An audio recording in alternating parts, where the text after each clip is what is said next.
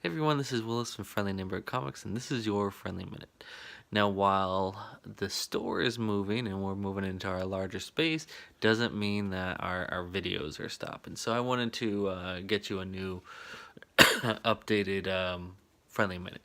Now, one of the ones I wanted to bring you is Bonehead from Image Comics. It came out about a week and a half ago, the first week of January. It was a new title from Image, specifically Top Cow from Matt Hawkins and crew. So it was a decent book. One of the things I had problems with is that I felt like I missed something. Like there was a book I was supposed to have read before this. It picks up right in the middle of the action, and throughout the whole book, after reading it, I've always just felt like, what did I miss? Is this a spin-off of another book? Was there a mini-series before this that I should have read? Was there a one-shot that I should have read? Because this is the first issue, so where are we? What is happening? Is this off of a video game? I just felt like something was missing. The entire time, I felt like I should have known something that I didn't know, and where was it going? Where did I come from? Why am I here? I ask myself that all the time. Why am I here? But yeah, it just felt missing. Now, one of the things that could contribute to this, and I don't really mind this, but this was written by Brian Edward Hill. Now, Brian Edward Hill is a screenwriter. So what may have happened is that this was written more like it was the first episode of a TV series. Now, Brian Edward Hill is a screenwriter for the upcoming 2018 Titan TV series. So I think that is going to be fantastic based off of what I see from this book.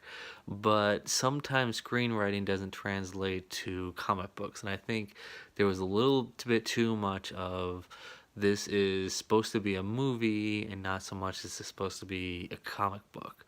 So that is a little bit that's missing. Now, Top Cow has been doing a lot of work with video games and movies, and very soon they're going to be bringing back Cyberforce. But I think this one was just issue one didn't do it for me. Artwork is fantastic. I really loved how the book looked and how it felt artistically.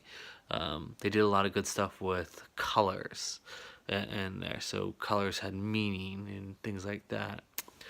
But if you sit down with issue one, you're not going to feel like you're done. There's something missing. And I think this book may get better as it goes on, because that's usually what happens with TV series. You know, you have a first episode that makes you want to watch a second episode. And they kind of all just build off of each other. And then after like 26 episodes, you feel complete. But in the comic book world, it doesn't always work that way. So I think that as this series goes on, if it goes on, I think Bonehead will get a lot better. But issue one isn't a standalone. You can't feel like you're just reading it by itself. It's almost like if you buy Bonehead, and I do recommend at some point you buy it. I think it's going to be great, especially it may gain in popularity as soon as Titans comes out on TV. But I think you're going to want to wait and read at least issue 1 and 2 together to see what exactly is going on, and why are we here. So that's my thoughts. They're only my thoughts on Bonehead #1 from Image Comics and Top Cow. Yeah, but, you know, tell me what you think about the book. Leave some comments. Tell me if you read the book, what you thought about the book, if you felt the same way, or if I'm totally off key. So I'd love to hear back from you guys. And don't forget to subscribe to our channel and hit that like button if you think this review is pretty straight on. So I'll see you at the comic book shop.